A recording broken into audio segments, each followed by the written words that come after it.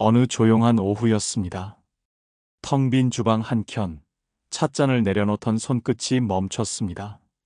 진동도 울리지 않은 휴대폰을 다시 확인해 본 그녀는 한참을 들여다보다 천천히 눈을 감았습니다. 저 애가 어릴 땐 제 손을 잡고 뭐든 묻던 아이였어요. 이건 뭐야? 왜 그래? 엄마는 왜 울어? 그런 걸 물었죠. 근데요, 이젠 아무것도 묻지 않아요. 그녀의 목소리는 조용했지만 그 안엔 지워지지 않는 긴 기다림이 깃들어 있었습니다. 올해 64. 그녀는 두 자녀를 키우고 남편의 병간호를 거쳐 어느 날 갑자기 혼자가 되었습니다. 하루는 길고 대화는 짧고 사진은 많지만 온기 있는 목소리는 자취를 감췄습니다. 결혼하더니 바쁘더라고요. 아픈 것 같아서 연락했는데 엄마 바빠, 다음에 얘기하자. 그 말만 남더라고요. 그래도 난 기다리고 있었어요. 그녀는 누구에게도 이 말들을 내뱉지 않았습니다. 가끔 친구들과 통화를 해도 늘 웃으며 넘깁니다. 애가 바빠서. 그래도 잘 살면 됐지 뭐. 그 뒤에 묻어둔 문장은 한 줄이었습니다. 그런데 왜 이렇게 외로울까? 아마도 그녀만의 고민은 아닐 것입니다. 함께 이야기 나눠보겠습니다. 예전, 한적한 산책길을 걷던 제자가 부처님께 여쭈었습니다. 세상에서 가장 외로운 고통은 무엇입니까? 부처님은 잠시 눈을 감으셨다가 잔잔히 입을 여셨습니다. 그대가 기대한 만큼 돌아오지 않는 마음. 그것이 가장 깊은 외로움이다. 제자는 고개를 숙였습니다. 그리고 다시 물었습니다. 그럼 기대하지 않는 것이 가장 지혜로운 길입니까? 부처님은 대답하지 않고 길가에 말라버린 연꽃대를 가리키셨습니다. 이 꽃은 누군가를 위해 핀 것이 아니다. 바람 따라 피고 바람 따라 진다. 하지만 피는 순간은 아름다웠고 진다고 해서 허무한 것은 아니다. 부처님은 한참을 걷다가 제자에게 다시 말씀하셨습니다. 그대는 그대를 알아주지 않는 사람에게 마음을 걸고 있구나. 그 마음은 기대요. 기대는 곧 매임이다. 매이면 고통이 되고 고통은 그대를 자꾸 뒤돌아보게 한다. 제자는 물었습니다. 그럼 사랑도 기대입니까? 부처님은 조용히 대답하셨습니다. 사랑은 주는 것, 기대는 돌려받고 싶은 것, 그것이 다른 점이니라. 그녀는 식탁 위에 놓인 오래된 사진을 바라보았습니다. 유치원 가방을 맨 아들이 작게 주먹을 쥔 채 입을 벌리고 웃고 있었습니다. 그 웃음은 오래전의 것이지만 지금도 선명했습니다. 그러나 전화기 속 그의 목소리는 말랐습니다. 단답형으로 끊기고 말끝마다 미안해, 나중에가 붙었습니다. 자식은 무정한 것이 아니었습니다. 그저 바빴고 피곤했고 살기에 벅찼을 뿐이었습니다. 하지만 그녀는 그 이유를 알면서도 자꾸만 속이 텅 빈 듯 허전했습니다. 그래도 난 기다리고 있었어요. 그 말이 그녀의 고백이자 고통이었습니다. 둘은 같아 보이지만 뿌리가 다릅니다. 그녀는 여전히 아들을 사랑합니다. 하지만 이제는 사랑이 점점 고요해지는 걸 느끼고 있었습니다. 예전엔 아들이 전화하지 않으면 마음이 조급했고 메시지에 답이 없으면 밤새 뒤척였습니다. 하지만 요즘은 그저 조용히 하늘을 바라봅니다. 자식은 내 마음대로 되지 않는 존재라는 걸, 사랑은 내가 품는 것이지 소유하는 게 아니라는 걸 조금씩 깨달아가고 있었습니다. 그러면서도 어쩌다 아들이 엄마 잘 지냈어? 라는 말 한마디를 건넬 때면 그녀의 마음은 봄눈처럼 녹아내렸습니다. 어느 날 산사를 찾았습니다. 스님, 왜 그럴까요? 자식이 나를 외면한다고 느끼면 마음이 이렇게 아픕니다. 작은 암자 한켠 사르르 피어오르는 향 냄새 사이로 쉰 목소리의 질문이 흘러나왔습니다. 스님은 잠시 침묵을 지킨 채 말없이 불꽃을 바라보았습니다. 그리고 나지막하게 입을 열었습니다. 그 마음은 기대에서 비롯된 것입니다. 질문한 이는 낯설었습니다. 자식과 멀어진 노모였고 눈 밑엔 긴 세월이 그린 그늘이 드리워져 있었습니다. 그녀는 놀란 듯 되물었습니다. 기대요? 그럼 사랑이 아니고요? 스님은 고개를 저으며 조용히 다듬은 말로 답했습니다. 사랑은 바라지 않습니다. 기대는 돌려받기를 원하죠. 그 바람이 좌절될 때 고통이 시작됩니다. 부처님은 언젠가 이렇게 말씀하셨습니다. 가장 큰 고통은 어디서 오는가? 그것은 집착이며 그 뿌리는 기대에서 자란다. 집착은 거창한 것이 아닙니다. 하루에 한 번은 연락이 오겠지. 내 생일엔 잊지 않고 전화하겠지. 병원에 간다 하면 같이 와주겠지. 그 작은 갯지들이 쌓여 마음을 무겁게 합니다. 그런데 그 갯지가 왜 안아지가 되면 마음은 뒤틀립니다. 그리고 어느 순간 그 기대는 마음을 조이기 시작합니다. 스님은 작은 돌 하나를 손에 쥐었습니다. 이 돌을 보십시오. 무겁습니까? 그렇습니다.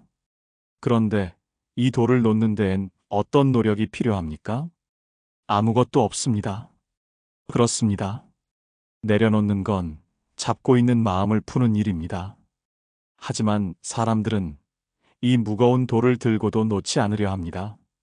왜일까요? 아깝기 때문이지요. 내가 여기까지 들고 온 수고가 무의미해질까 두려우니까요. 기대는 우리가 자식에게 투자한 시간, 정성, 눈물 위에 세워진 탑입니다. 그러나 탑은 바람이 불면 무너질 수 있고 그 무너짐 앞에서 우리는 내가 준 만큼 돌아오지 않았다는 아픔을 겪습니다. 스님은 말했습니다. 업장은 이렇게 만들어집니다. 내가 너에게 무엇을 해줬는데 라는 말은 그 자체로 고통의 씨앗이지요.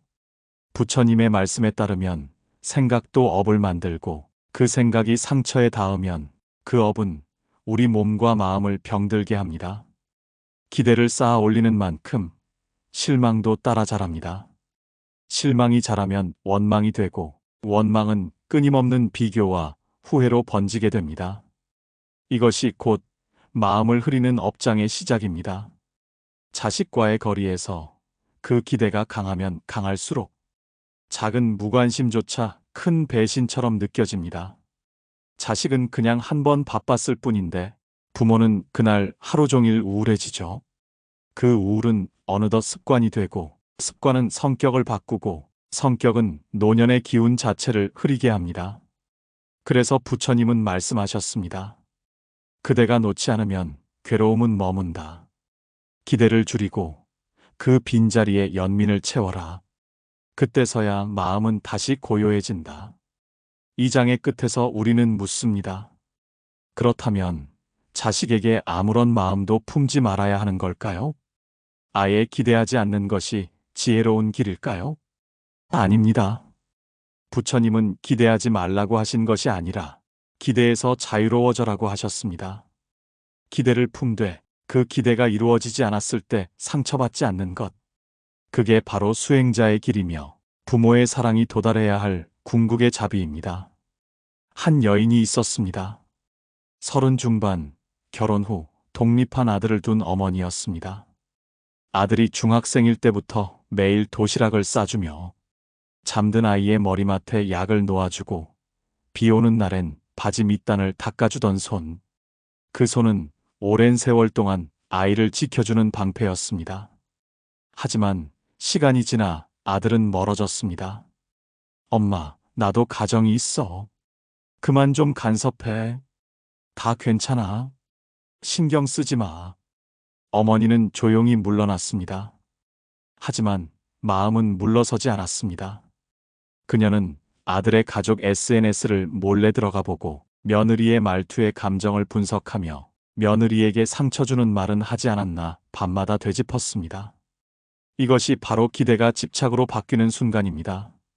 기대는 마음속에서 조용히 자랍니다. 아들이 나를 생각하겠지. 나를 필요로 하겠지. 내가 없으면 불안하겠지. 그런데 그 생각이 왜 그렇지 않지? 로 바뀌는 순간 그 기대는 실망으로, 실망은 붙잡는 마음이 됩니다. 부처님은 말씀하셨습니다. 붙잡는 마음은 나를 고립시킨다. 그대가 놓지 않으면 세상은 결코 가까워지지 않는다. 스님은 자주 연등을 비유로 들었습니다. 기대는 등불의 심지와 같습니다. 심지가 너무 짧으면 빨리 꺼지고 너무 길면 불이 일어 화를 입히지요. 적당히 다듬어야 오랫동안 밝게 빛납니다. 자식에 대한 기대도 같습니다. 아예 심지가 없다면 빛나지 못하지만 너무 길고 굵으면 결국 불균형이 생기고 그 불균형이 관계를 태우게 됩니다. 즉, 기대는 다듬어야 할 마음입니다. 한 노스님은 자식에 대한 집착으로 괴로워하던 노모에게 이렇게 말했습니다. 자식은 인연입니다. 그 인연은 머물러 줄 수는 있지만 머물러야 할 의무는 없습니다. 노모는 반문했습니다. 제가 그 아이를 키웠습니다. 제 청춘을 다 줬습니다. 그럼에도 인연일 뿐입니까? 스님은 잠시 침묵하다 조용히 대답했습니다. 그대가 그 아이에게 준 것은 사랑이었고 그 사랑은 주어진 것입니다. 주는 순간부터 그것은 돌려받을 수 없는 공덕이 되는 법입니다. 하지만 그대는 돌려받고 싶어 합니다. 그것이 기대이고 그 기대가 이루어지지 않으면 서운함이 되고 서운함은 상처가 되며 그 상처는 결국 업장으로 굳어집니다.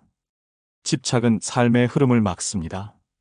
몸은 나이 들었고 시간은 흘렀지만 마음은 아직도 내 아들이 내 품 안에 있을 때에 머물러 있었습니다. 그녀는 자신이 아들을 사랑하고 있다고 믿었지만 사실은 자기 마음이 외롭지 않기 위해 아들을 꼭 붙잡고 있었던 것입니다. 그 마음은 이해받을 필요가 있습니다.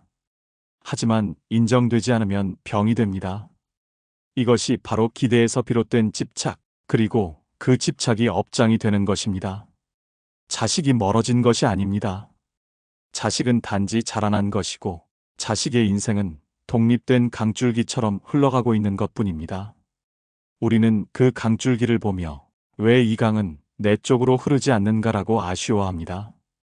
하지만 물은 낮은 곳으로 흐를 뿐 누구를 향해 흘러야 할 이유는 없습니다. 내가 저 애를 얼마나 사랑했는지 알아? 저 애가 아팠을 때 밤새 젖은 수건 갈아주며 울었어. 근데 그 애는 내가 아픈 날 전화 한 통 없더라. 그녀의 목소리는 나지막했지만 그 안에 담긴 슬픔은 날 선 칼날처럼 번져 있었습니다. 그래서요. 그게 사랑이었을까요? 기대였을까요? 스님은 조심스럽게 물었습니다. 그녀는 말없이 고개를 숙였습니다.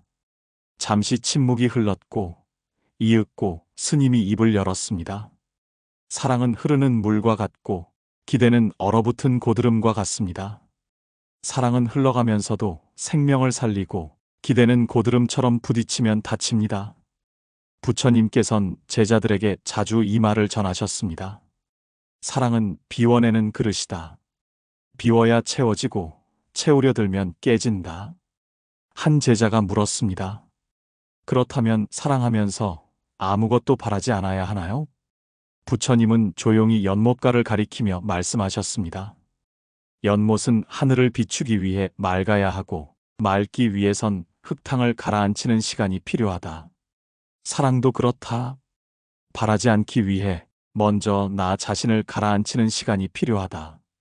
어느 날 그 어머니는 결심하듯 아들에게 문자를 보냈습니다. 건강하게 잘 살아.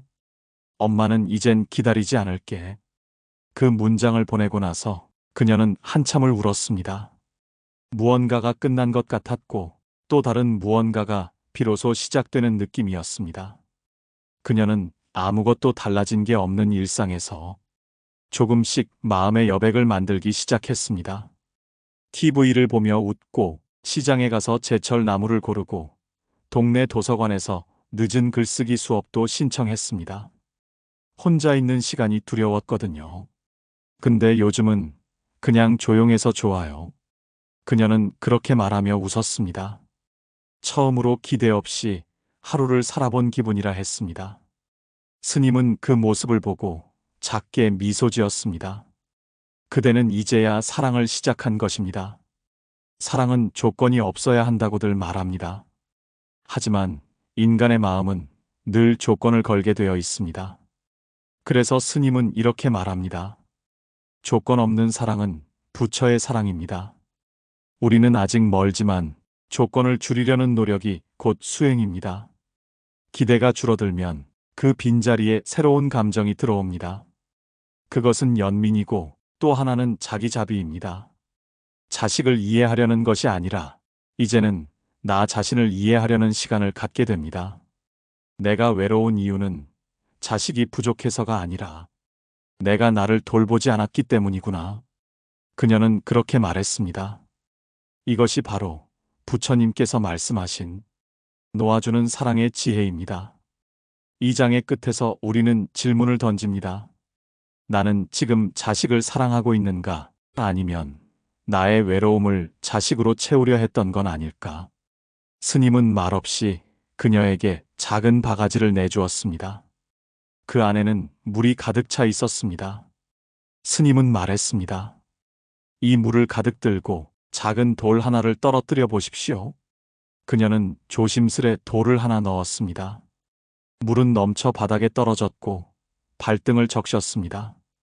스님은 고개를 끄덕였습니다. 기대란 이 물과 같습니다. 가득 차면 어떤 변화도 받아들이지 못하고 결국 넘쳐버립니다.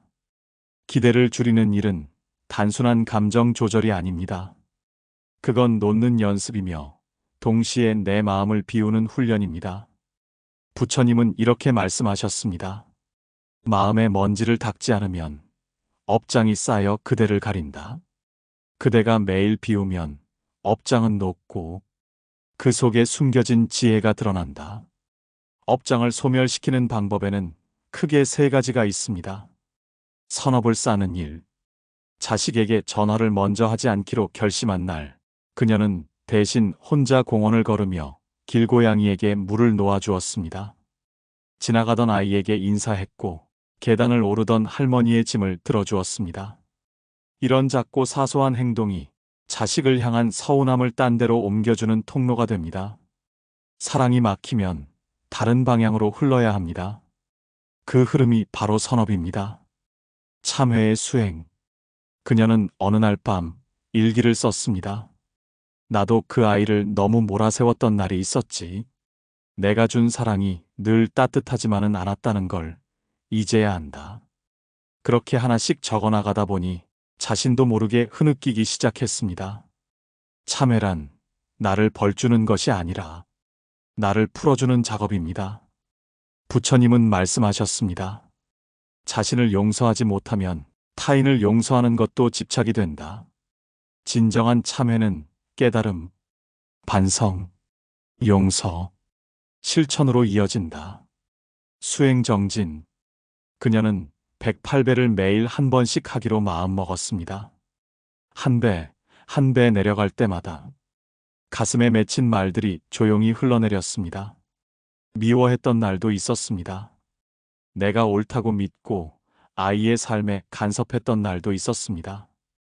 그 배를 마치고 나면 몸은 아팠지만 마음은 한결 가벼웠습니다. 욕심이 빠져나가고 그 자리에 연민과 평온이 채워졌습니다. 스님은 말합니다. 업장은 바람처럼 불어온 것이 아닙니다. 그대 마음이 만든 그림자입니다. 그림자를 없애려면 햇살이 먼저 그대 안에 들어가야 합니다. 그 햇살이 바로 선업이고 참회이고 수행입니다. 그녀는 어느 날 꿈을 꾸었습니다. 아들이 어린 시절의 얼굴로 작은 목소리로 말했습니다. 엄마, 나 다 잘 컸어. 엄마도 이제 엄마를 돌봐. 잠에서 깨고 난 뒤 그녀는 처음으로 자신의 손을 꼭 잡아보았습니다. 그 손이 더 이상 자식의 것을 위해 움직이지 않아도 스스로 따뜻하다는 걸 느꼈습니다. 내가 준 사랑은 어디로 간 걸까? 왜 그 사랑은 나를 이렇게 외롭게 했을까? 답은 하나입니다. 그 사랑이 기대와 얽혔기 때문입니다. 사랑은 본래 흐르도록 놔두어야 합니다. 붙잡는 순간 그것은 사랑이 아니라 속박이 됩니다. 그녀는 그날도 혼자 아침을 준비했습니다. 예전 같았으면 식탁 위 빈 자리를 자식의 얼굴로 떠올렸겠지만 이젠 오히려 조용함이 편안한 친구처럼 느껴졌습니다. TV 소리를 줄이고 커튼을 반쯤 열었습니다.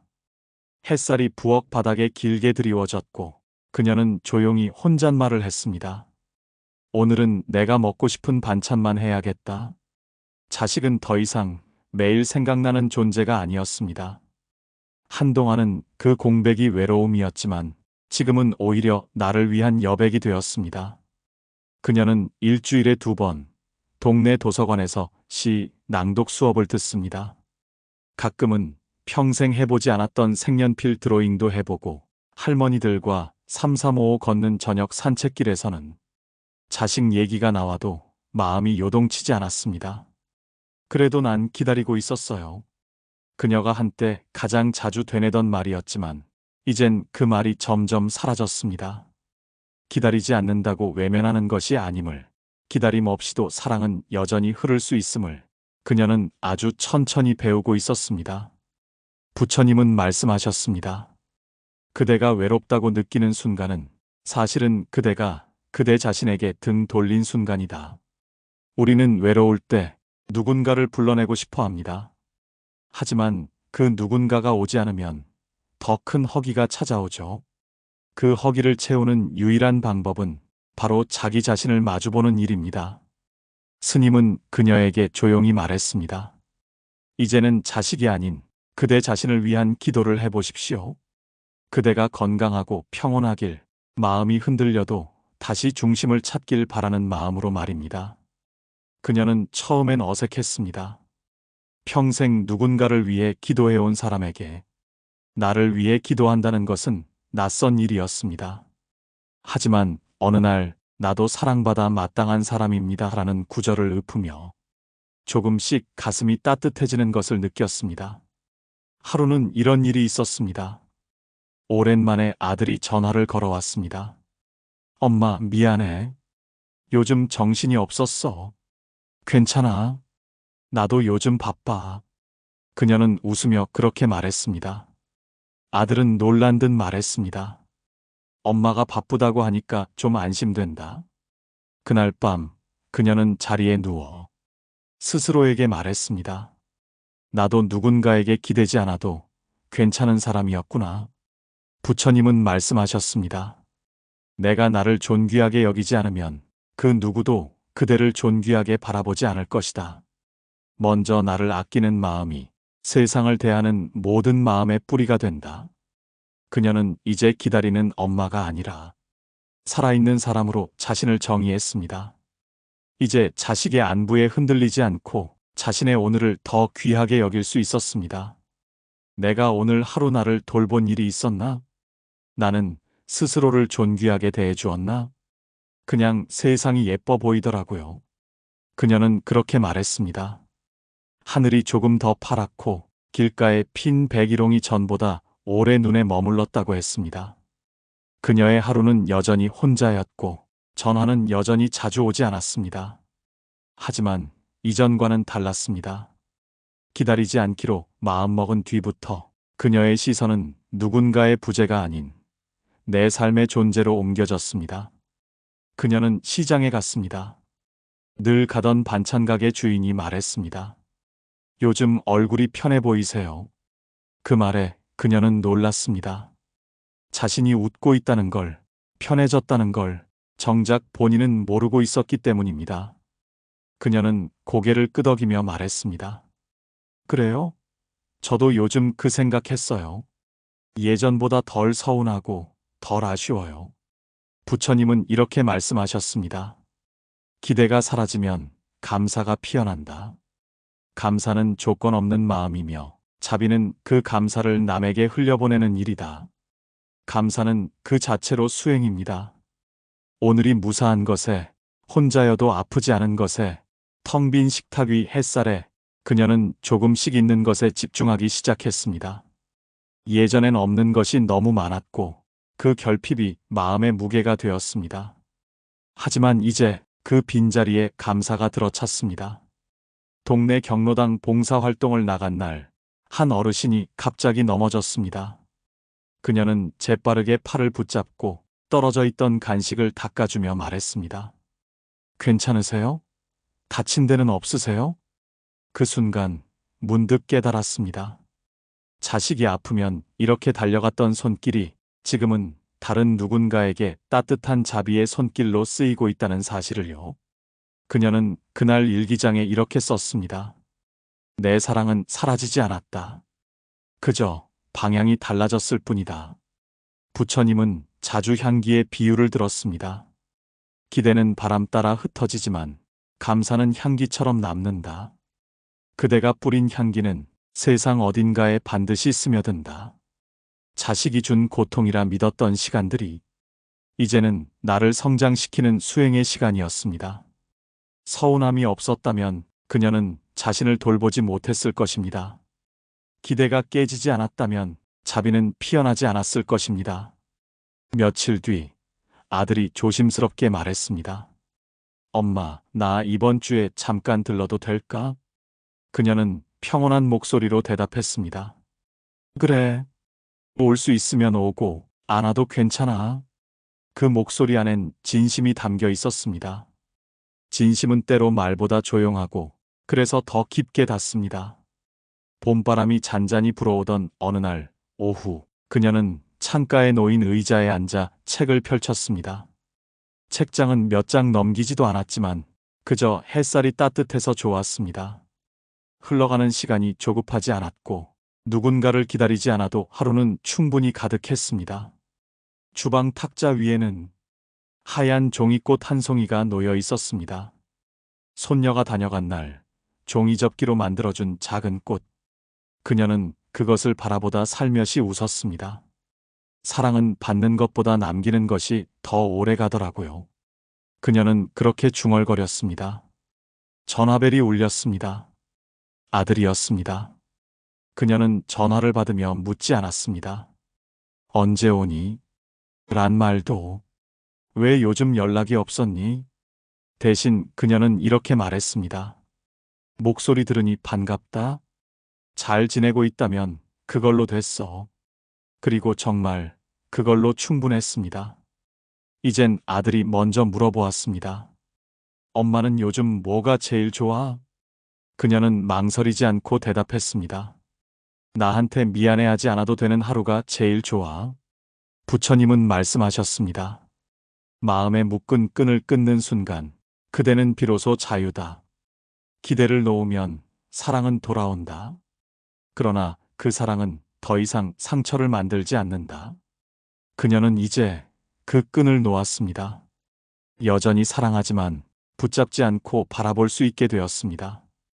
그것이 바로 자식에 대한, 인생에 대한, 자신에 대한 온전한 수용이었습니다. 며칠 후 그녀는 작은 엽서를 꺼내 아들에게 보냈습니다. 글씨는 정갈했고 문장은 짧았습니다. 나는 여전히 너를 사랑해. 하지만 이제 나도 나를 사랑해.